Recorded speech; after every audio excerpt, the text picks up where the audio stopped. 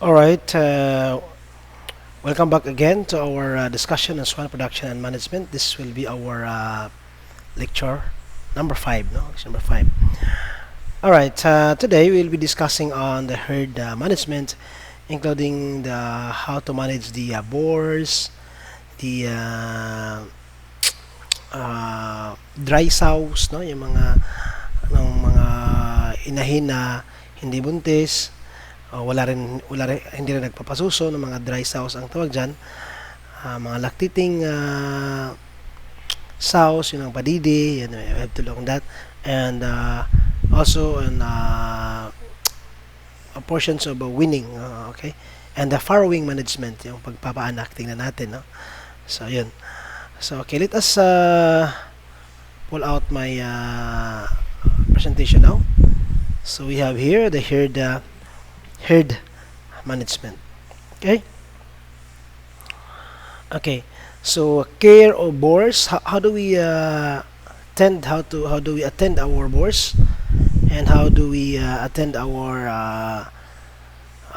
dry sows and our gilts, no? Pag sinabing dry sows, ibig sabihin ito yung mga mga inahin na hindi nagpapasuso at hindi rin buntis. So parang pinapakain lang natin siya, lalo na yung mga underflushing, no? Yung mga inayan na bagong nawalayan ng kanilang mga biik. So pinapakain lang sila, hindi sila buntis, hindi rin sila nagpapadidi, mga dry sows ang tawag doon. And of course, mga gilts, ito yung mga dumalagang babaeng baboy. Okay, so care of boars and dry sows and gilts. Now, if you are to buy replacement gilts, so meron tayong bagong gilts na bibilhin. So buy replacement gilts at 5 to 6 months old. Okay? Kung dapat 5 to 6 months old na mapalit, kaya di pa kayo siya tamang-tama lang, no? Di pa kayo siya sobrang gulang, di pa sobrang bata, nasa at the puberty age pa siya. So anytime soon, so pwede na siyang pabridan. At saka sa 5 to 6 months old na mga replacement gilts, makikita na natin dyan ang mga characteristic ng mga good replacement gilts, no? So and the 30 days quarantine period is advice na pag bumili tayo ng mga replacement gilts, so kailangan mayroong quarantine period. Hindi agad-agad na i-mix natin doon sa ating herd, sa ating flocks. So meron munang mga quarantine, no? Separate muna sila for 30 days is advised para hindi makadala ng mga sakit-sakit, yung mga diseases doon sa ating mga animals. Okay? Kailangan muna ng quarantine period. Okay. Mix gilts with young dry sows to expose the new stocks to the farm microflora and to improve natural immunity, no? So pag na quarantine na, so we have to mix the gilts with young dry sows to expose the new stocks, no? Expose the stock to the farm microflora. Pag sa microflora, mga bacteria, no, mga fungi, yan. And to improve natural immunity. So para immune siya sa mga microorganism na nandyan sa farm. So i-mix na natin sila. Then of course, another maintenance or another job to do in our boars, dries, and gilts. So we have to observe the heat period for our gilts and our sow, no? Tingnan natin kung nangulag ba. Then breed the gilts on the second or third heat, no? So yung sinabi kanina, mayroong ang puberty ng animals reaches at 4 to 6 months. But kung mangulag na siya sa 4, 5, and 6 months, dili sa sila pa-breedan. So usually, no, pag abot niya ng 7 or 8 months, so usually nakapangulag na ng 3 beses yung mga gilts na yan. So ganun, ha. Do not feed the sow on the day of weaning. Kung naay mga inayang anak niya imong gilutasan, imong nagwalay, no, or weaning, so on the day of weaning, paglutas, so do not feed the sow. So dili siya bigyan ng pagkain on the day of weaning to facilitate drying of other. Mean to say, pa dili mo daghan ang gatas. Kung mudaghan iyang gatas, yung na nagtutoy, posible magka problema siya. Mayroon siyang physiological disorder, sama ng na mayroong sobra ang gatas, masakit ang iyang tutoy, no? Katulad sa tao din, kung dili matutuyan sa anak, dugay-dugay, masakit po ang ilang tutoy, na. So magkaroon silang physiological disorder. Okay? So then, care of pregnant sow, paano ba ang pag-aalaga natin ng mga buntis na mga inahin, no? Okay? So first, confine the pregnant sow on individual pen. So this lang pwede ihalo kay they are very susceptible to stress, no? Confine the pregnant sow in individual pen to prevent fighting, because when the pregnant sow fight each other, maka-stress yun. Pwede malaglag yung dinadala nila. Then provide comfort to animals, especially during hot weather, in the shower or drips, no? Because heat stress ang pinaka-critical dito. So, kailangan meron silang shower.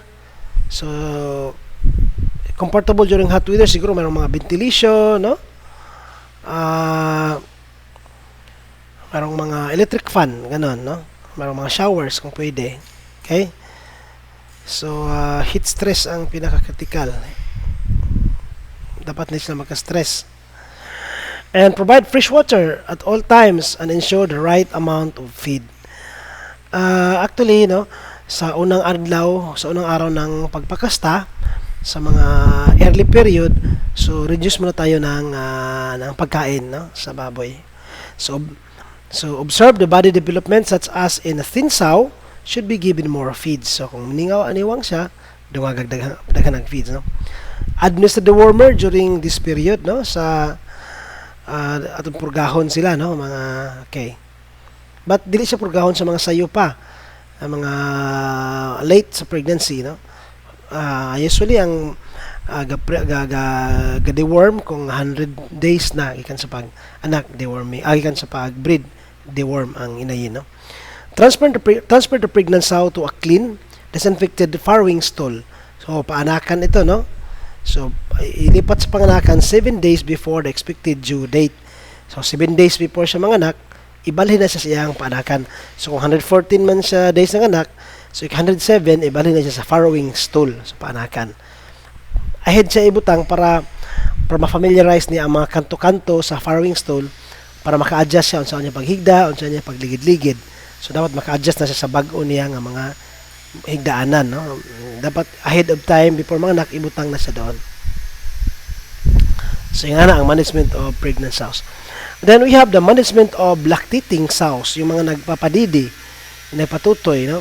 Management of lactating sows, management of piglets, no, kanang mga nagtutoy, management of weaners, kanang mga tali, mga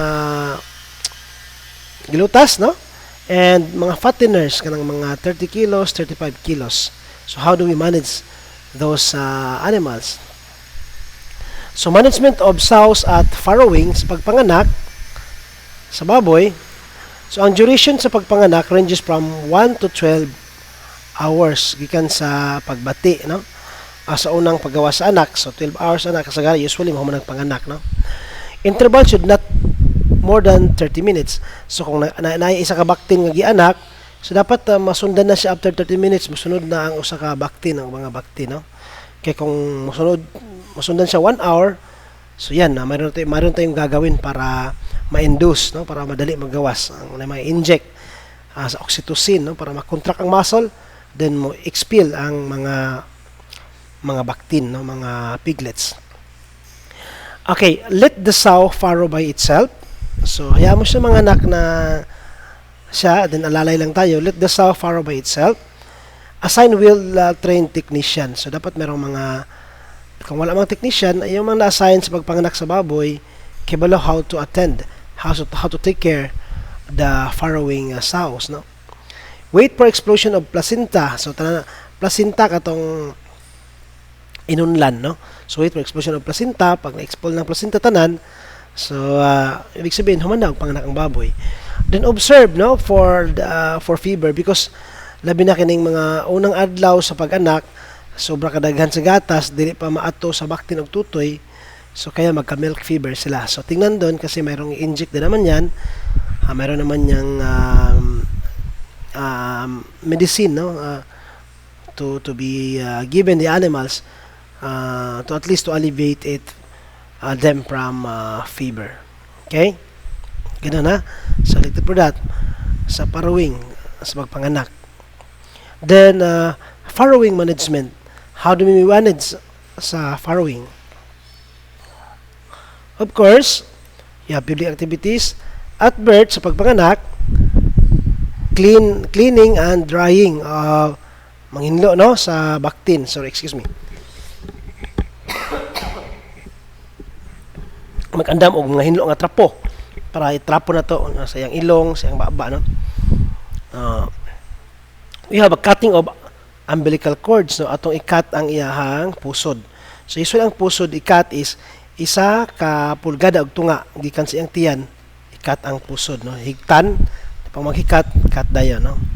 So another activities at farrowing, so kuhaan og ngipon ang mga baktin, putlan og mga needle teeth. Kaya kung dili siya putlan, igtutoy, sakit sa tutoy sa mga inayan. Putlan nga dili lang pud apilon ang lagos ug kuha, no, para lang nga dili mahait. Okay?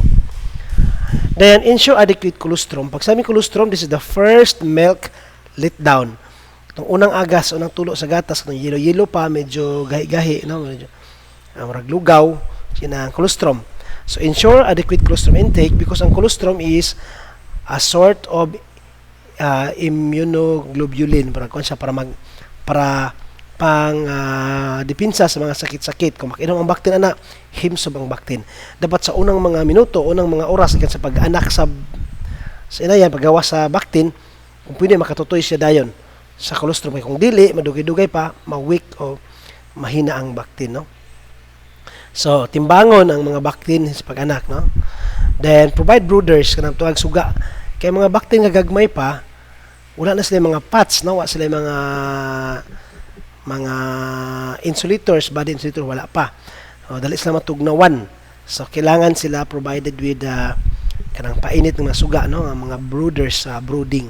So mga painit aron himsog sila. Yun ang mga other activities is sa farrowing, no, sa pagpanganak, pay particular attentions to weak piglets, na mga piglets nga luya, no, o mga luyag mga tiil.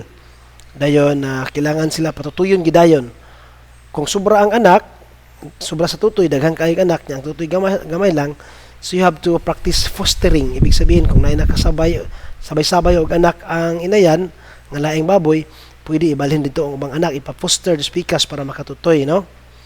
Anya, iron administration. So, sa mga una, ikatulo ka adlaw, gikan sa pag-anak, injectionan siya og iron, no, para ligo ng baktin. Dayon sa mga baktin, kasagara siya kanang castration, kana bitaw to gani kapnon siya kasagara ang pagkapon is 10 to 14 days, na 10 days, 11, 12, 13, 14. So gapo kapnon ng nga mga bata pa kay dali ra maulian ang ilang samad due to castration, no. So ito yun, no, cleaning and drying. So you have to clean, no, sa mga labit-labit meron dyan i-clean. Okay? Usay na makabaras ilang mga ilong, ilang baba, hinduan na siya gamit ang rugs or trapo, no. Then identification ng uban, mag-ear nuts, no, using the ear nut share. Ang ear nuts kanang mailan ba kung asa na identity, no, sa baboy, balaan siya og kasagi anak, asa ang ginikanan, unsa yang pagkakilanlan, no. Yun, ear notching. So tingnan, mayroong mga meaning itong mga ear notching, no. Yan. Navel cord, ito ko yung pusod.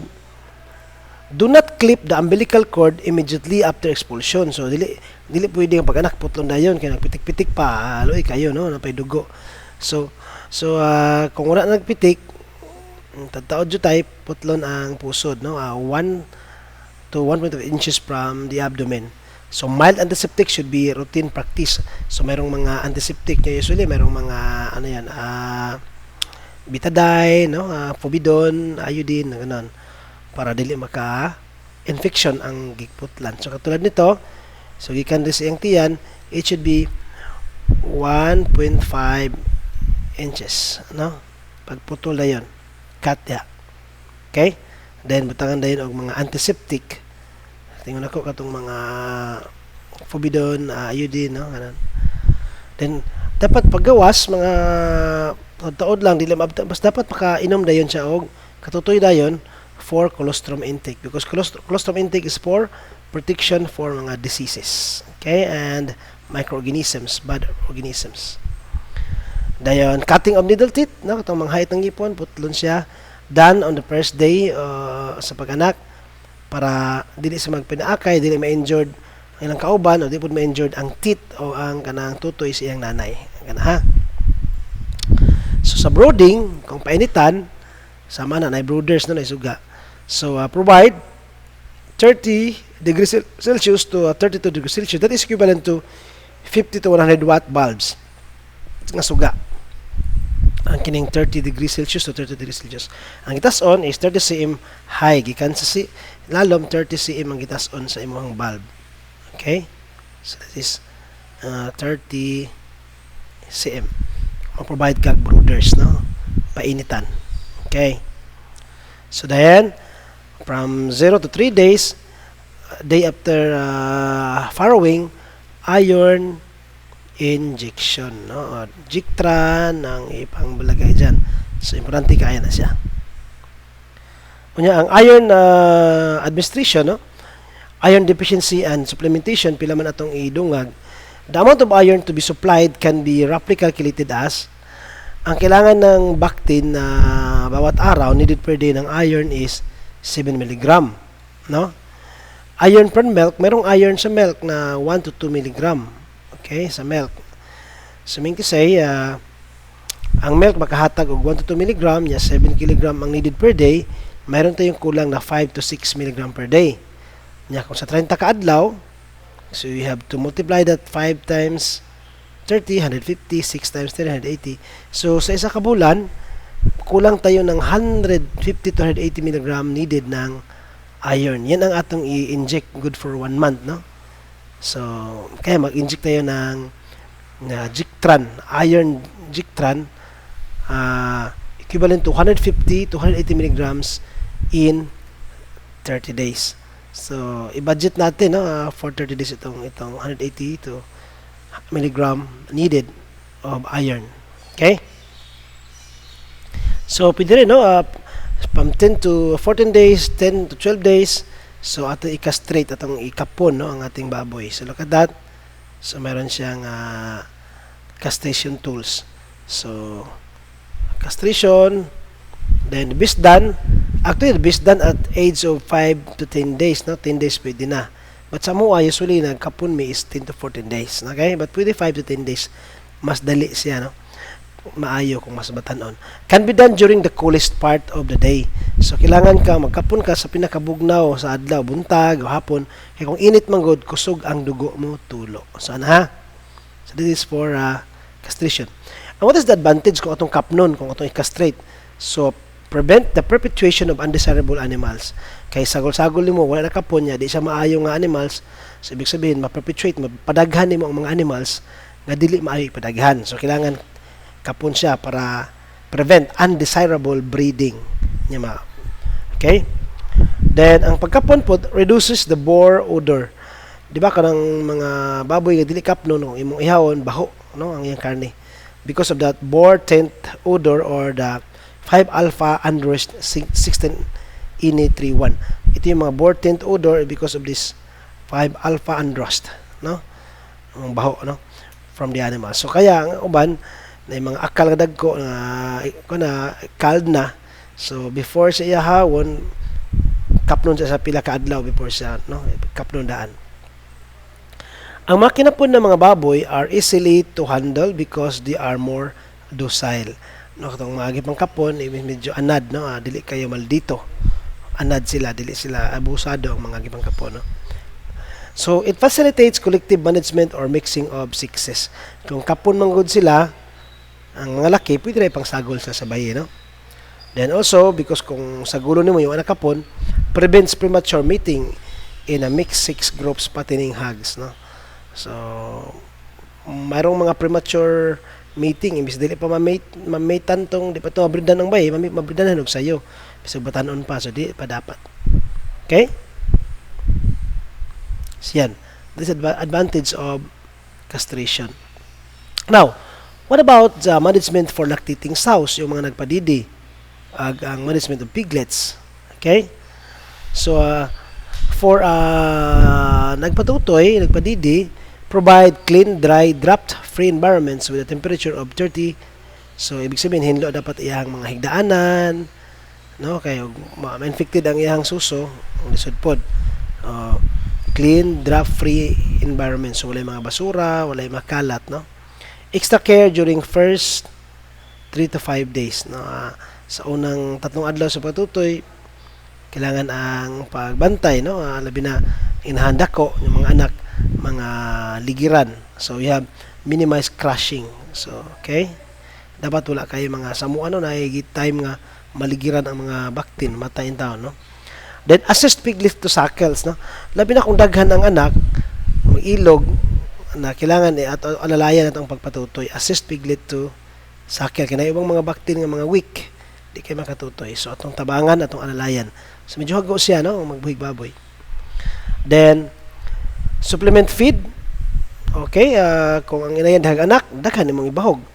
Kay daghan nun magtutoy. So, supplementation of feeds depending on the number of piglets or litter size. Then, dove fostering, kung daghan kay anak, dili na ma-accommodate siyang tutoy, pa-poster o sa uban ibutang dito sa ubang inayan. Then, solid feed as possible. Solid feed as early as possible. So, mga baktin, kung pwede, makakaon na sila sa'yo aron makapahuway ang inayan, no? Then, prevent anemia, motong injeksyonan ng iron, when not earlier than 21 days. Now, pwede naman di ay maglutas sa 21 days, 22 days, but 20 days, dili pwede, 18 dili pwede. Sa kuang practice, nakasulay na dyan ko, gitali na ko, akong gilutas sa 25 days. No? Kana ako mga anay karon gikan na sa kuha, sa pagbaktin pa na sila 25 days, karon dagko na sila. Anay na po sila, no? Then, how do we manage on winners? Saan ito pag-atiman kini mga bagong tali?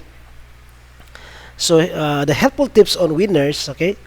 Ang buhaton usually is remove the sow and not the piglets. Ang kasagara mo sa backyard raising of piglets natin, ang atong kuhaon usually, ang baktin kuhaon sa inaya, no? But the ideal is remove the sow, kung nakitangkal, nakifins, remove the sow, then just remain the piglets. Kana dapat, no? Ang inayan ang kuhaon sa tangkal, ang mga baktin dapat ang ibilin. Yan ang mga ideal na mga management practices of winners, no? Then, transfer 3 to 5 days after weaning. O saan na lang sa i-transfer sa tangkal, tulo ka adlaw gikan sa pagtali. Okay? Then, avoid mixing of litters, no, on first week. So, basin niya ba, o kanang anak sa isa ka inayan, o anak sa pikas ng inayan, atong gisagol, then kana siya, wala, mag-away, no? Avoid mixing litters on the first week, no? Then, provide enough space, dili kay init, dili kay guot, di sila magkasakit, no? Then, fresh drinking water. Dapat mayroong fresh drinking water available at all time. Ad libitum ang tubig. Then, we have to regroup the winners based on gender or sex and based on body weight. So, itong i-regroup, no? Ano siya? Then, minimize stress. So, sa mga bagong tali. So, give anti-stress, no? Mga electrolytes. We have to give anti-stress vitamins, pwede yan.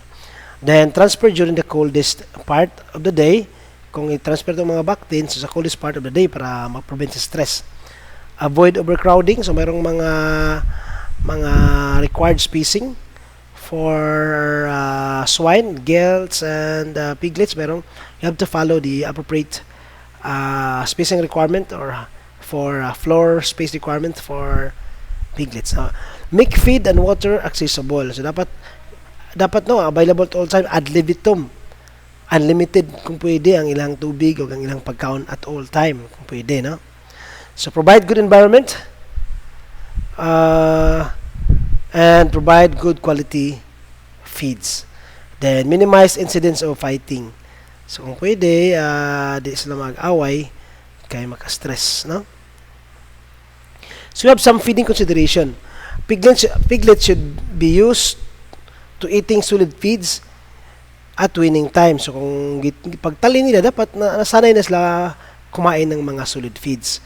So sa mo nakatuwa ko ang baboy 5 days, 7 days kin sa pag-anak, magtunaw na ko og kanang creep feeds akong itunaw. Then akong ipapilit sa tutoy silang inayan para masanay sila. In fact, sa akong baboy pagka 10 days, 12 days kusog na kay mga on. Moto nga natali siya for 25 days. So dapat training lang 'yun, no? So restrict feed at weaning. So sa paglutas, so control ang feeds, gamay lang ang feeds kay kung bagong lutas o pagkas na naanad sa gahi nga pagkaon, imo silang padaghan nagkaon, posible magkalibanga sila, magka-problema, no? Magka-diarrhea. So sa first day ng feeding, kung pwede tubig lang sa okay electrolytes, na gagmay lang sa ang pagkaon, no? Yung na. Then gradual feeding for the first few days, then ad libitum. Hinahinay padaghan ang ilang pagkaon hangtod nga ad libitum, unlimited na dayon. So ang pinaka-importante lang dili sa mabigla sa pagkaon nga gahi aron di magkalibanga, ay magkalibanga sila. Yan, problema tayo. Mahirap na makarecover pag ang bactin, no? Pag ang piglets na kalibanga. So we have to grouping of winners, no? We have to group by age and by weight. Dili pwede na dagko ginagmay, ang gagmay bugulo sa dagko apatay, no? So we have floor space requirement. Ang space requirement, no, is from 0.23 square meter up to 0.33 square meter for floor space ng piglets. Mingo sa isa ka piglets dapat requires 0.23 square meter to 0.33 square meter floor space requirement. So yun ang mga management requirements for our piglets, no? So I think we have to end up to that portion, and we have to continue next session on the fattener management, of how to manage mga different fatteners. Okay, thank you for listening, and hope you will still subscribe to our channels and continue viewing our discussion on succeeding session. So thank you so much. This has been Dr. Rudy M. Kamay.